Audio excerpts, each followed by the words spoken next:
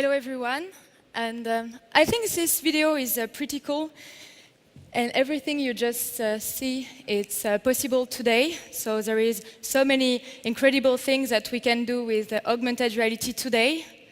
But somehow, I don't really know people who are using augmented reality in their everyday life. And so Luiz and I, we founded Paperplane, and we have been working in the end-user augmented reality market for a while. And there is one thing that we've seen a lot with entrepreneurs like ourselves, is like every time we're thinking, when people will start to use our product, all these great things will happen. And so we start to use a lot of money to have user acquisition, and we try to build our company. But the first thing that we should ask ourselves is, how do we get the average person use augmented reality? So let's call him Joe. How do we get Joe use augmented reality every day? And the thing is, like today, augmented reality face enormous challenge. So I will try to describe them in 3 different sections. So the first augmented reality product challenge is a technical challenge, because until now, it was really difficult to find augmented reality which looked good and was stable, especially that all the devices with great camera were not available to anyone. But today, this challenge is being overcome, because now camera vision has evolved, and you're able to have processors who are able to render millions of polygons and to enable photorealistic 3D graphics in real time in our smartphones.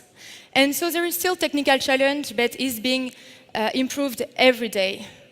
The second challenge comes from the use case of augmented reality, and most of this use case in which augmented reality has a real advantage, or it's specified in the special context of profession. So it's used for medical, for military, or for a technical support field. So what we try to do is to know how we can have more use cases for augmented reality for the average people. And so we have been working in the augmented reality field for a while, and we've seen a lot of companies who are able to solve this technical problem, and they had a great use case for the product. But they were not able to understand the third challenge, which is the most important one, and it's the challenge of shifting behaviors of people. Because people were not born with a smartphone, and even us as millennials, we are not able to look through a camera and say, okay, this is my new reality. We always try to separate the real world that we are able to touch and the digital one, like we can see through our computers or our smartphones. And so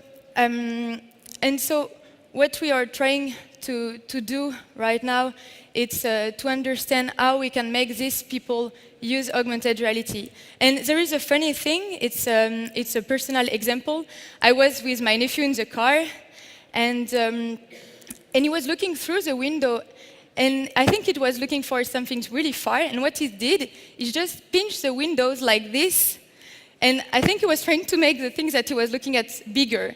And it was really interesting, because we see this kind of example in a lot of small children, and they already understand this digital behavior in a non-digital world. So this is the biggest challenge. How do we make this normal? How to mix digital and non-digital world? So now the biggest question is, like, how do we get this average Joe to change his behavior and start using augmented reality? And I will let Luiz talk about this.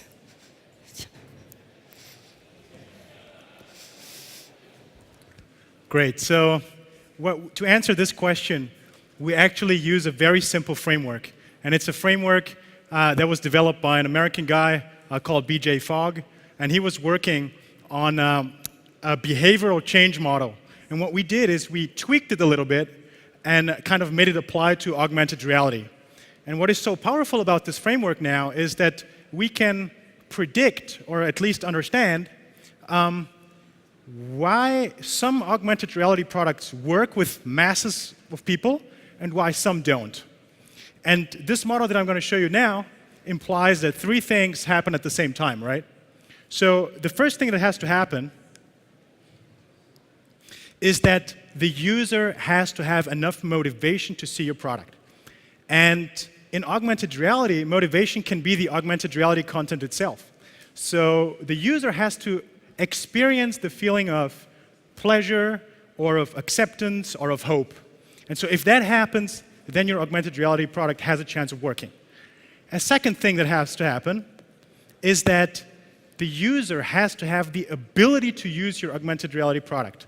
And what normally happens is that the more energy a user puts into testing or trying a product, the harder it is for the product to succeed. So if your product is too complicated or too expensive, or it's just the learning curve is too steep, stuff like that, then it's not going to work. And then there's a third thing that has to happen at the same time, and it's a trigger. And what that means is basically something has to happen so you're motivated enough to test out the product. And a great example of that is you're sitting on the desk, right? And then you have your phone on the desk, and suddenly it rings, and you see it's your mom who's calling.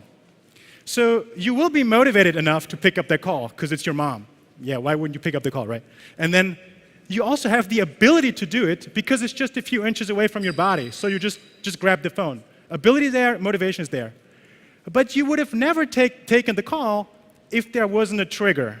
And the trigger is the phone ringing, telling you, hey, pick up the call. And the same thing happens for augmented reality. So you can have wonderful augmented reality, great experiences, super easy to use, free product.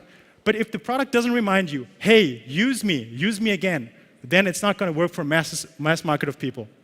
And this trigger is actually really complex, and actually is and so I want to just scratch a little bit deeper into the trigger.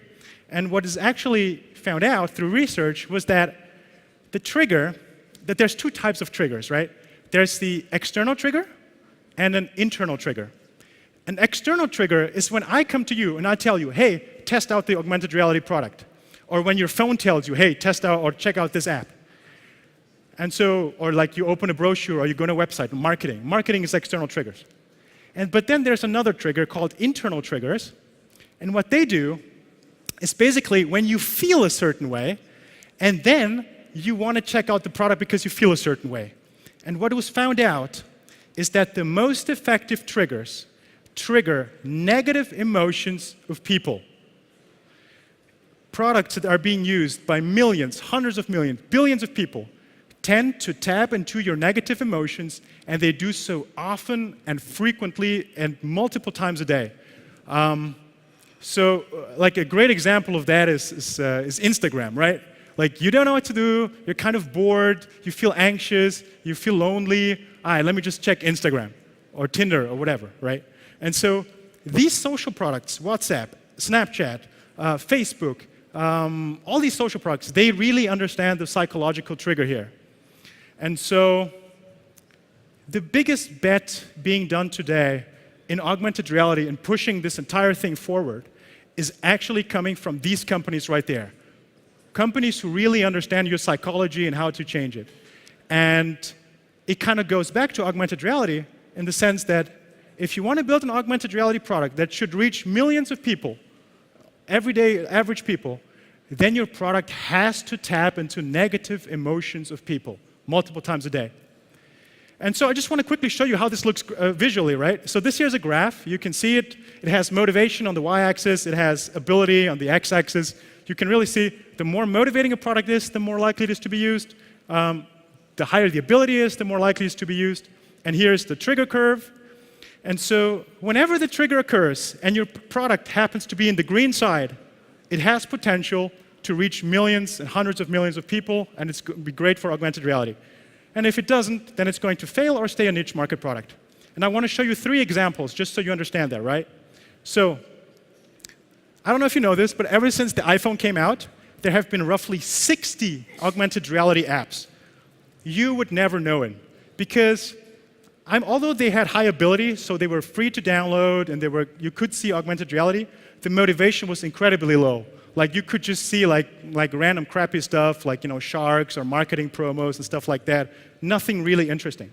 So it has high ability and low motivation. So you're going to say, okay, Luis, then put in more motivation. So here is Microsoft HoloLens. Great AR. I mean, it's super stable. The light fields are wonderful. You can find wonderful content with Microsoft HoloLens. But the ability is terrible.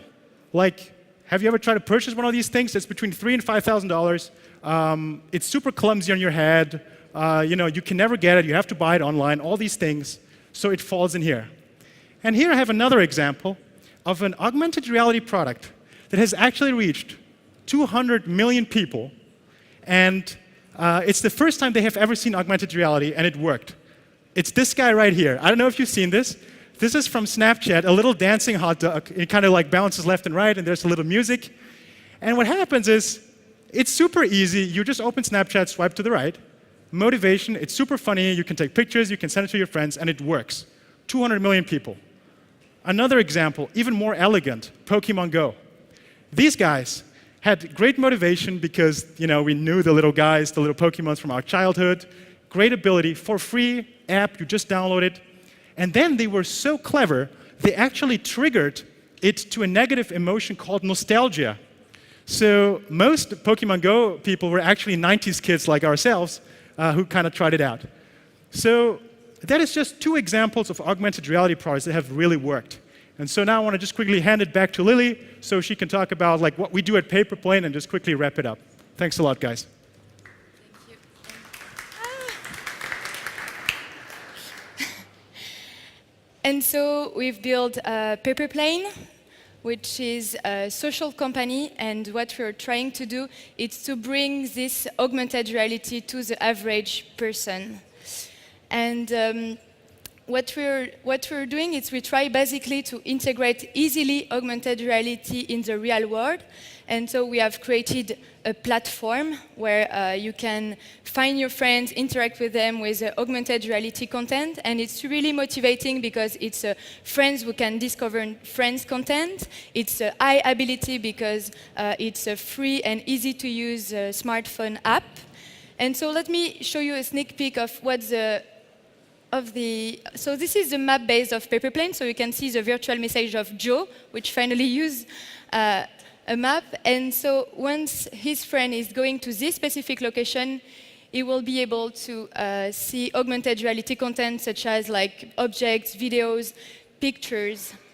And so right now it will be about messaging and social interaction, but in the future we're trying to evolve and to let people create their own virtual world. So if you want maybe to have a look at what we're doing, you can quickly sign up on our website. For now, we're just in beta, but we will be on the App Store Android really soon. And we hope that with all this presentation, we succeed to show you a quick insight of the context of augmented reality today. Thank you.